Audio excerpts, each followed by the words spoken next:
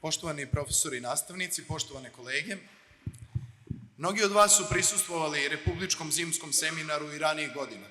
Mnogi od vas su bili i studenti Filološkog fakulteta. Te možete primetiti da je interijer naše sale heroja ove godine nešto drugačiji od onog koji vi pamtite. Nama, članovima Hora srbistike i pre svega studentima Filološkog fakulteta koji su u blokadi, je veoma drago da možete i uživo da vidite sve naše transparente, kao i da osetite atmosferu naše borbe za pravedno, slobodno, nekorumpirano i nenasilno društvo.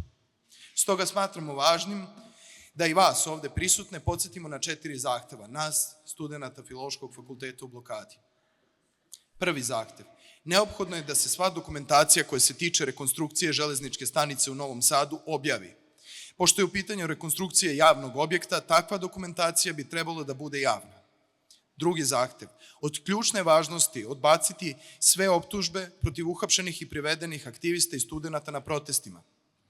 Kao što već znate, svakog petka od dana tragedije ljudi se okupljaju na 15 minuta ćutanja u čast žrtvama.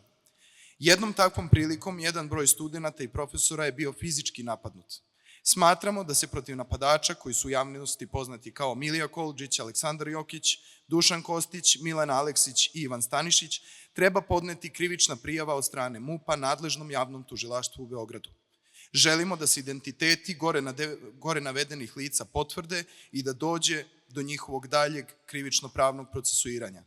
Ukoliko se utvrdi da su neki od njih na javnim funkcijama, studenti žele njihovo razrešenje. Četvrti zahtev, povećanje budžeta za državne univerzitete za 20%. Ovaj zahtev je podnet zbog predloga dopune Zakona o visokom obrazovanju. Iako je dopuna koja je u vezi sa stranim akreditovanim univerzitetima povučena na trenutno razmatranje, očigledno je da je postojala ideja da se iz budžeta Republike Srbije određena količina novca izdvoji za njih. Postavljamo pitanje zašto taj novac ne može biti preusmeren na državno obrazovanje.